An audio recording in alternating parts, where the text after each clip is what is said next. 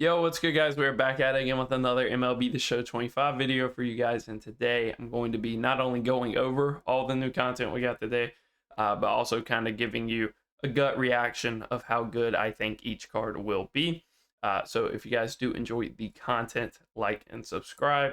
We'll probably get like a egg video tomorrow, probably like a double upload, because I think it's time to get back to our tier list since we got so many new cards. But you can look forward to that tomorrow. So first card, Anthony Volpe. I think this card's probably like B tier, not super relevant. You can see we have the silver here because nobody has actually finished the conquest map as of me recording this. And that's kind of how Showzone gets its stats and card arts, is by people actually having the card. So nobody has this Volpe yet. He looks cool. He looks fine. Maybe if he was like a little faster or had a better arm, so he would be a better defender. Really no quirks. So just kind of a mid card. Nothing super special there. He's not really bad, but he's also not great. Next card, we'll go ahead and do Zach Veen. I think this card's probably like top of B tier. If he has a really good swing, he could be like A tier. He's got some very decent stats, especially if you get him out of your free pack, you wouldn't be hating it. Wade Boggs, genuinely unusable power. Like, he has 34 power left, I'm pretty sure. The contact's very nice. The clutch is very nice. On GOAT, maybe, but even then, like, just squaring one up with 34 power and seeing it leave the bat at 94 is not going to be a good feeling. Vinny Pasquantino. I think this might be the first card I got. Go to Showzone. It'll probably be faster. So I glanced over him. I didn't think he was anything special. And 71, 82, 70, 72. So I don't even know where his stats really are. It's all this 125 clutch, I guess, and the fact that he's not the worst fielder in the world. But he's insanely slow and just doesn't really give you what you want out of a first baseman. So I think C tier is pretty fitting for him. Tony Oliva, new legend, dope card. So I'll put him C tier, even though I think the stats on this card are probably B tier, just because it's like a newer legend. He might have like a gold last year or something, but this is probably, I think, his only diamond recently. And so if you want to use him, he's here, but he's nothing special. Tim Raines, A tier. If he had second base, I'd probably even put him S tier, but this is a left field only Tim Raines. And right now in left field, you could have like Manny Ramirez, JD, and those are just the free cards that absolutely rake. But you know what you're getting with him. Speed demon, contact guy. Plays okay defense with the 95 speed. So more of like a low rank left fielder for the most part. Low rank or like GOAT. Really no in between. This reliever, Tops Now reliever, I forget his name, and it's way too small here to actually read. He's actually pretty solid. When you compare him with the other bullpen options we have right now, I think there's a reason he's like 30K. So if you get him out of your free pack, you're chilling, because he's like the lowest overall one in the free pack. So there's a pretty good chance you get him. And he's going for a good amount because he's actually a decent card. Taylor Ward actually has a very nice swing. He is not worth what he's going for. I think he's like 60, 70K right now. He's nowhere close to that. I think he's all right. If he had catcher, easy S tier. He would be up there for like some of the best catchers in the game. But I don't think they've given him a catcher secondary card in a while. Shea Langeliers, B tier. This is like a strict all-star card. If you use him in BR, you know how good his swing is. I got really excited when I saw this card, and I saw the power. And he has good catcher defense. Like, the fielding sucks, but who cares about that? It's mostly weighted into blocking and arm strength, and he has both of those on lock. But he has like 60 contact and 60 clutch. So there's just no redeeming factor. He is like a diamond Kyle Higashioka pretty much. But you know, on All-Star he'll be really good. Sean Haley, not entirely sure how you say his name. He is a control freak with 3 pitches. I think he's D tier. He's a little funky because he's like 6'11". But he is no Randy Johnson. Ryan McMahon, easy S tier. Always has one of the better lefty swings in the game. No real quirks this year. A little unfortunate for him. He's usually somebody that gets like either dead red or breaking ball or even both. But none this year. So this guy will probably play a little worse, but just statistically at third base, he's one of your better options. And if he can play second, I mean, he's like that Nolan Gorman mold of second baseman. Yeah, so he can play second. So if you just want like the best hitting second baseman in the game right now, it's probably this Ryan McMahon. Rod Carew, always a fun legend to use. He has a really nice swing. It just depends on how his type of player, like his power plays. Like if 30 power is the perfect amount to just drop it in front of an outfielder every time, then he'll have some value. But even then, why have a guy that's going to hit singles 80% of the time for you instead of like Ryan McMahon at second base, who's going to hit home runs half the time? It's just kind of how the game plays. So unfortunate there for him. Ricky, I'll give him B tier because he is how he is every year. Statistically, one of the better left fielders, and he's a fast primary left fielder, so he's always one of the better defensive ones because you don't have to play him as secondary. But is Ricky Henderson. He crowds the plate. He has a kind of a slow swing. He gets spammed with inside sinkers because people know how bad his swing is. So that's what he is. PCA. This is an interesting one. I think we're going to have to pull up some comparisons here. Because when I look at this card, it just screams Max Clark to me. I think Max Clark could actually be better.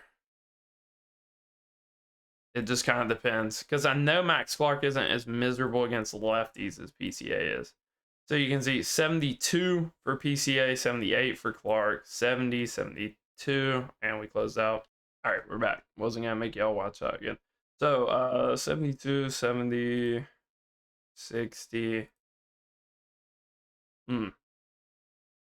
So all the PCA really has on him is he's got some better power against righties, but he is completely miserable lefty-lefty, which is already going to be your harder at bat. He's got some clutch on him. It is nice to have the clutch higher. He's probably the best bunting card in the game if you care. And then defensively, he's perfect. But Max Clark is also pretty much perfect defensively. The reaction's all you're really going to notice, especially if you put some parallels on him. So a cool card. And if you want to have the Spider-Man meme in your outfield, you can run PCA and Max Clark, and nothing will ever touch the ground, but they also won't hit. So he's cool. Honestly, I think I would put him B tier, but I think there would be riots in the street. Yastrzemski, B tier.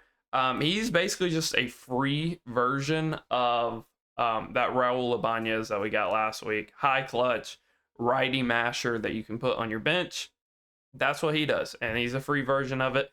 Typically, I don't really enjoy his swing, but he's there. Matt Brash, S tier.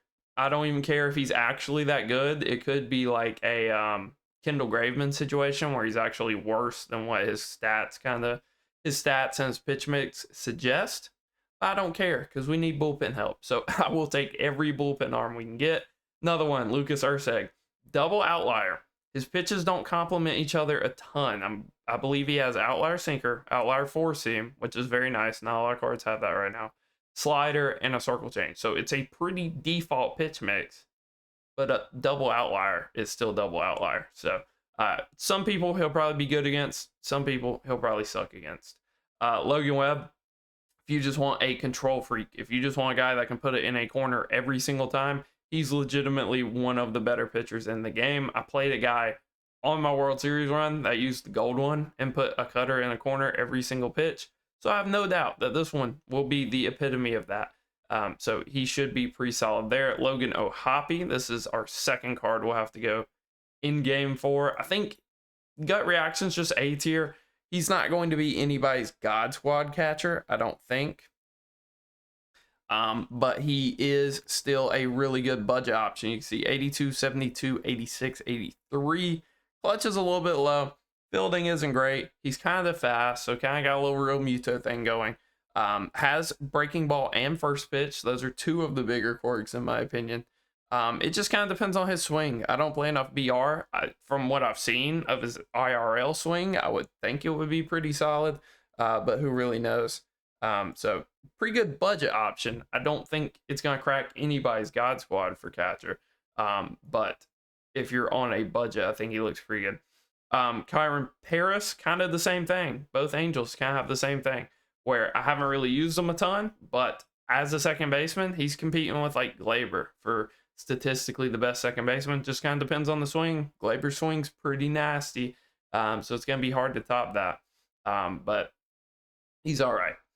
Jorge Polanco, another guy, easily S tier. So he is a weird card. He is like a chase pack Easter card.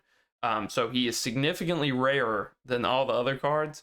But he's also not a chase card, because we'll go over the new chase card. He's pretty good too. So we got a lot of second base help and bullpen help, which is what we needed. Joe Torre, C tier, hurts my soul. I love the one last year. I really did. I'm sure his swing is still very nice, and this is a primary catcher, so he won't take the slight hit. But he has 50 power against both sides. How good can he really be? Especially in comparison to, I'd rather probably use this free Logan O'Hoppe on everything other than GOAT.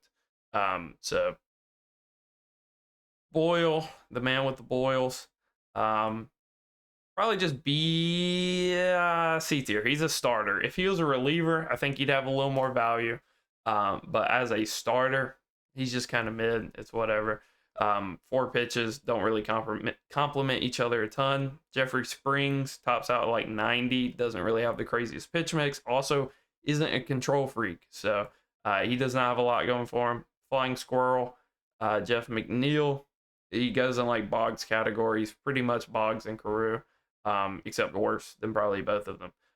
Jazz is your overall path reward, I guess. Program reward. So nobody has him yet, so he's not popping up here. So we're gonna have to actually go to the program real quick. And you can see him here. Some pretty nice card art, pretty similar to like last year, but still looks good. 84, 72, 87, 72. So a little worse than you'd like against lefties, and I don't personally love Jazz's swing. But pretty good fielding, pretty decent speed. Not the craziest quirks in the world, but I think he's up there. He's basically like Mr. Paris here. Maybe if you want to be really harsh, he can probably go to A tier. But I'll leave him S tier for now. Jason Bay, B tier. You look at this card, and statistically, your gut reaction is going to be B tier. Are you serious? He just always has a gross swing in game. He has like a Ryan Braun type swing. So if you enjoy that type of swing, then he's here for you, and he'll have some pretty good stats and be decently usable. If you are like me and you despise that type of swing, he's just gross. Just a lot of stats on a bad card. DeGrom. So another one where we're going to have to swap back over here. He is pretty solid as far as righties go. It's DeGrom every year. You know that good players are going to hit him, and he's going to still bully kind of worse players with just the outlier. Doesn't have the hardest slider in the world. It's like 90. Maybe if you put some parallels on him, he might could get that like Tanner Scott slider, like hovering 91, 93. So that would be really nice. They gave him a 2-seam instead of a sinker. In the past with DeGrom cards, the sinker is almost negligible because the par on it is so big. That doesn't really matter. You can see he has outlier, has okay control, has pretty good hits for this stage in the game. Pretty decent pitching clutch. So he's not bad. I mean, if you want to argue like him versus Kluber for kind of that 5th starter, if you want a righty, I would hear you out. I don't think he's anything insane. He's definitely not like anywhere close to locking in all of these cards for the way we did with Santander. But he's okay. Hunter Green, A tier. Legitimately one of, if not the best Hunter Greens that we have ever gotten, which is really impressive, honestly. So if I pull him up here, I think he has an E on the end. Yep. Any day. Here we go. All right, so you will see that 96 hits, pretty good. Not the worst control either, and higher pitching clutch than hits. You love to see it. 4-seam with outlier, slider, splitter, slurve. So you're basically just stuck throwing 4-seam, slider, splitter. So he's almost like a starter kind of Felix, but you also have the slurve to work off of. If he threw a slightly harder slider, if this slider was like 92, we'd be talking about a pretty nasty card. If he was a reliever, he'd be S tier. As a starter, I think he's just A, maybe even down to B, but I think the hits are really good at this point in the game. Gregory Soto, death, taxes, and Gregory Soto getting an Easter card in MLB The Show. Unfortunately, it's an Orioles card. Will loved another Tiger card. He was on the Phillies for a year, and I think he was on one other team also, but he is here. And he is S tier. He's always going to have that funky release. He's always going to struggle to locate. Last year, he had kind of messed up pinpoint mechanics that were super fast, kind of like Scooball or Andrew Painter, cards like that. So be wary of that, but he's still nasty. And our bullpens are going to be very thankful to have him in it. You got Rosario. I mean, he hits lefties kind of well, but also doesn't have clutch, so he's not even really a pinch hitter. He's just kind of like a fodder card. Eddie Cabrera, A tier, no outlier, so he's not going to be anything crazy, but he still throws a pretty good pitch mix, but definitely not an S tier starter. Duke, love his swing, and usually he absolutely murders righties, but I don't think this card's going to be doing that, if I remember properly. So you can see Dead Red and Breaking Ball, pretty nice quirks there, but we're looking 54, 85, 40, 104 with 60 clutch. So if you need a pinch hitter late in the game and there's not a runner, if you're down one and you need a solo home run, this is your guy. If there's anybody on base or if it's not a righty, then you're chopped. So he has a very specific niche. Maybe he could be like a platoon outfielder. The problem is that he's a primary center fielder and doesn't have any other positions. So yeah, just not a whole lot of value with this card. I live for the days where we get a good Duke card. Dansby always has a really nice swing and always gets inflated because of his defense. He's always like a high diamond fielder with bad arm strength. So he's not actually the craziest defender because of the arm strength weighing him down. And then his hitting just is always kind of mid. I believe we can, reference myself here, but I think he's got like 70 of like pretty much every hitting stat, maybe even worse power wise. And then, yeah.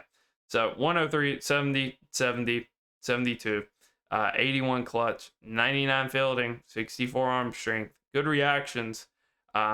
He's okay. Put him B tier. Maybe he can creep into like bottom A, but would I recommend anybody run him over like any other shortstop? No, not really. Utley, S tier. I don't know if I want to have this many cards in the S tier. Like, because when I think of Jazz, Chase Utley just does basically everything Jazz does, but better. Other than pure speed. And then you got Polanco, you got Ryan McMahon, and you got Paris. I don't know. This is another second baseman, and he's not terrible. If you get him out of your free pack, you're not punching the air. He's all right. And then Brandon Webb, another control freak, kind of like Logan Webb, but just way worse. His through nines are really bad. So that is my Easter content tier list. I think we're just going to run with it like this. Hopefully it works. It seems to be blank. So if the link in the description doesn't work, then you know why. And I'll probably remove it after enough people say that doesn't work. So hopefully you guys enjoyed. Till next time. Peace.